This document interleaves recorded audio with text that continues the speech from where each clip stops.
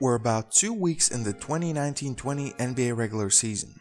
Every team has played at least 5 games, and we've seen the first action from our rookies as well. While the world awaits the debut of Zion Williamson and New York should be pleased with RJ Barrett, as should Memphis be with Ja Morant, there are still some more rookies who have surprised us. Hey guys, Purple Punch here, and today we're looking at 5 NBA rookies who right now are outplaying their draft position. A bit of heads up, we're not looking at the first 10 picks of the draft, or you could say we're not taking a look at those who were drafted in the lottery and are supposed to be good.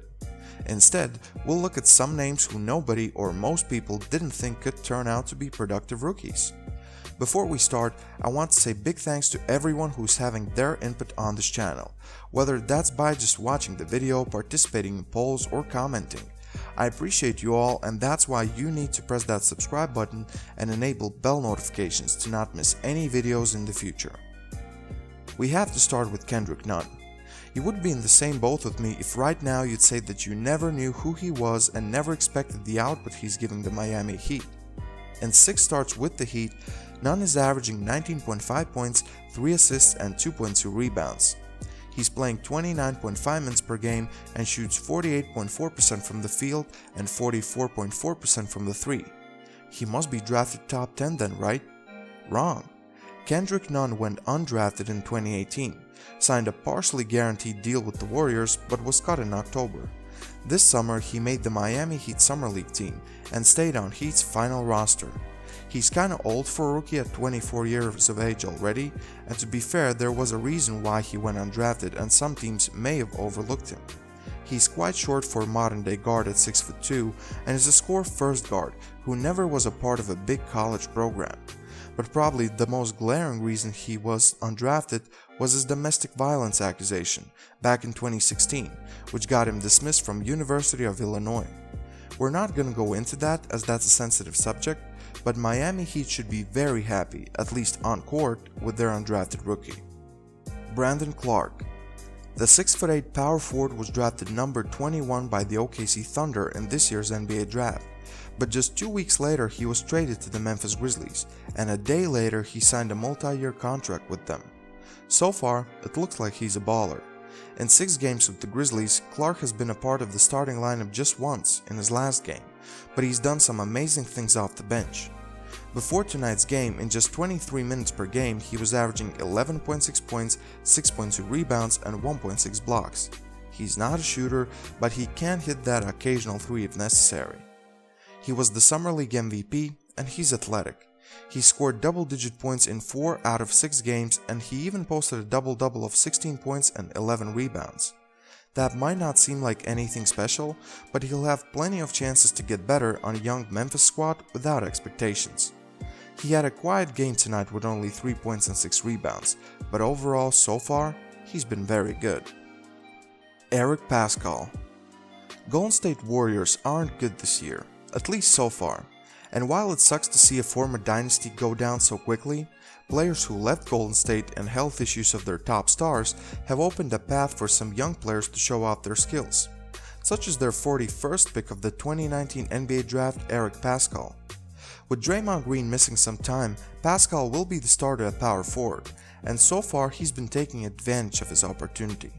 In 6 games as a Warrior, he's averaging 13.8 points, 3 rebounds, and 1.7 assists. For sure he's no Draymond Green, and 3 rebounds for a 6'9", 255-pound man seem too low, but he's provided at least some scoring for the struggling Warriors, who will be without their superstar point guard Steph Curry for the foreseeable future.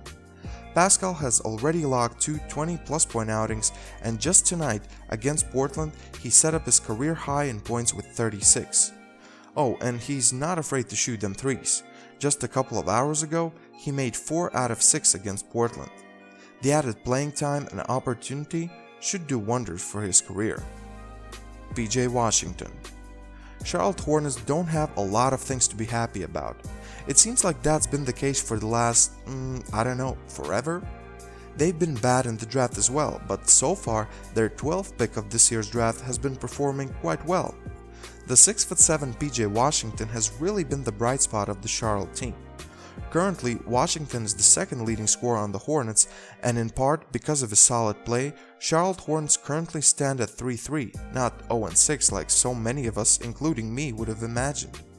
He started his career with a bang, scoring 27 points and making 7 out of 11 threes. In his second game, he got the first double-double of his career. Since then, he's cooled down a little bit, but is still regularly hitting double figures in points, and so far in 6 games, he's averaging 15 points and 6.7 rebounds on 55.7% shooting from the field and 50% from the 3. That shouldn't be enough to get the Hornets to the playoffs, but for a rookie, as an individual, that's pretty good if you ask me. And our last player on this list is Tyler Herro. Drafted right after just mentioned PJ Washington with the 13th pick by the Miami Heat. Herro was one of my favorite players coming into the draft, during Summer League, and now. This guy could be a great scorer, and so far he's did just that for the Miami Heat. Boy Wonder started the first 3 games of his career and was solid, but with the arrival of Jimmy Butler in the starting lineup, he's been relegated to bench duties, and so far he's been very good. In his first game coming off the bench, Herro exploded for 29 points, and so far in the season, he's had 5 double-digit scoring games. His averages during the first 6 games of the season: 32.5 minutes per game, 15.7 points, 6 rebounds, and 2.8 assists.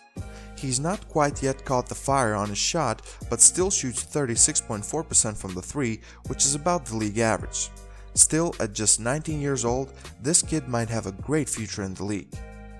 So these are 5 rookies who in my opinion are already showing their value to their respective teams. I know it's very early, but which rookies in your opinion are also having great years? Are there any rookies that were drafted low or went undrafted that in your opinion could have star potential? Please leave a comment about your surprising rookie. Don't forget to share this video, leave a like and subscribe to the channel. Also, enable bell notifications. Thank you very much. This was Purple Prince, and I'm out.